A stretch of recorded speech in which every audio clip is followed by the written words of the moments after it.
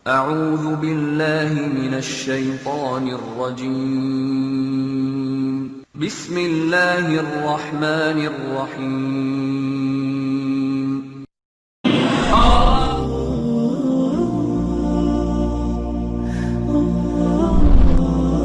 Normal. Di antara mereka ada yang dapat mendatangkan bermacam-macam makanan dan minuman dalam sekejap mata. Ada pula orang yang segala kebutuhannya dipenuhi oleh syaitan. Ada lagi orang-orang yang diberitahu oleh syaitan tentang masalah-masalah gaib dan tentang sesuatu yang bersifat rahasia. Ada juga orang yang dibantu oleh syaitan hingga senjata tidak mempan terhadapnya. Ada pula orang yang didatangi oleh syaitan dalam bentuk seorang saleh di saat ia sedang beristighatsah atau meminta keselamatan kepada orang saleh yang sudah mati dengan maksud mengelabui dan menyesatkannya serta menggiringnya kepada perbuatan syirik dan maksiat kepada Allah. Jadi ini contoh-contoh saja. Ada seorang dukun dari Yaman taubat kepada Allah. Dia cerita dia sudah taubat, sekarang jadi dai. Dulu dukun. Dia cerita, waktu saya masih jadi dukun, saya dulu paling suka ya, menunjukkan kekuatan kalau saya kebal. Satu waktu, ini salah satu peruqyah pernah menceritakan masalah itu. Salah seorang syekh di Saudi menceritakan tentang pengalaman dukun ini yang cerita pada dia. Tentu yang saya tonton adalah syekhnya dan bukan dukun yang sadar itu, tapi beliau mengatakannya sudah sadar dan Allah sudah, semoga Allah terima taubatnya. Intinya adalah dia bilang, pada saat saya lagi menunjukkan kehebatan saya, ada seorang anak muda datang. Anak muda ini pada saat lihat saya, dia baca Allahu la ilaha illa huwal hayyul qayyum, baca ayat kursi.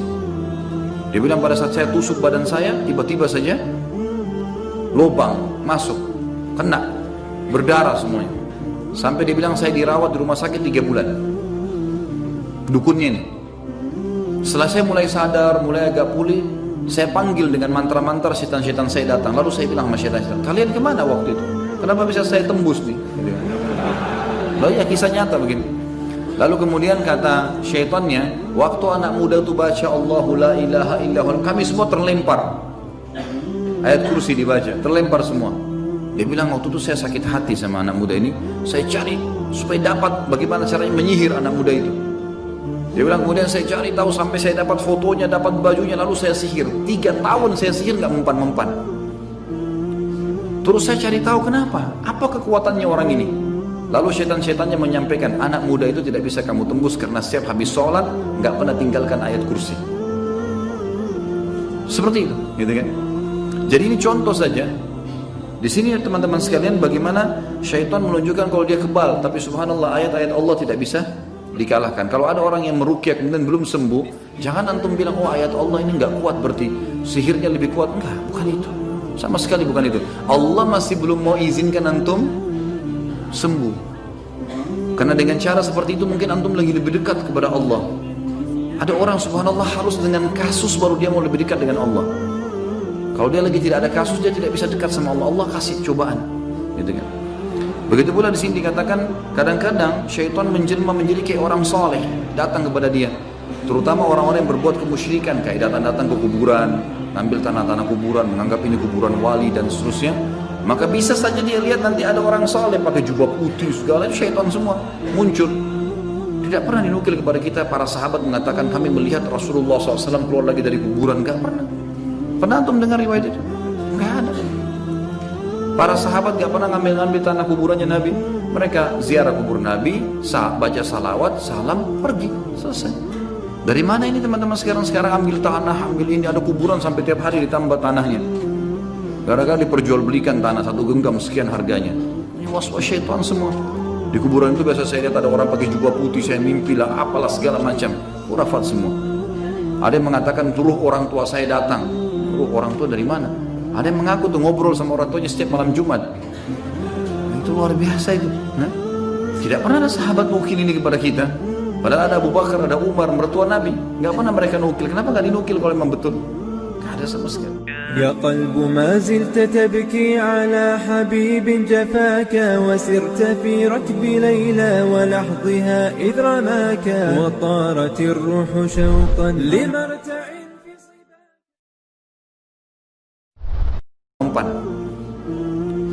Terus saya cari tahu kenapa, apa kekuatannya orang ini.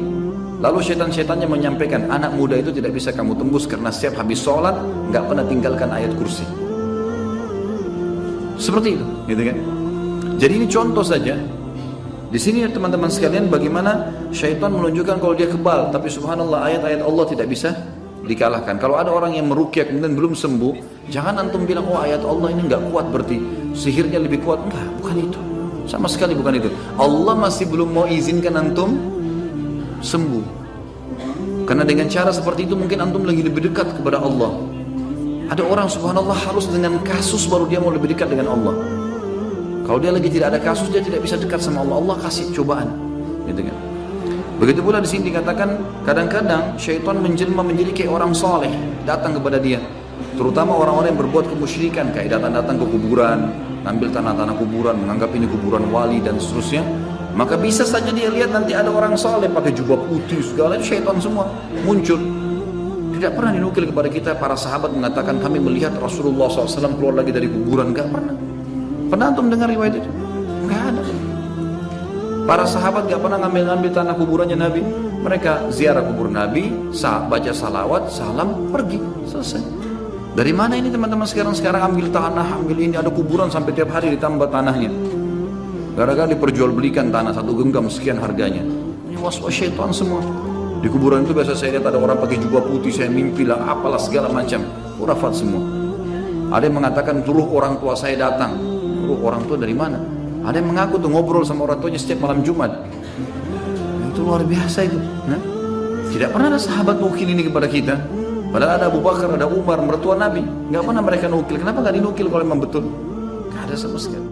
يا قلب ما زلت تبكي على حبيب جفاك وسرت في ركب ليلى ولحظها إذ رماك وطارت الروح شوقا لمرتع في صباك.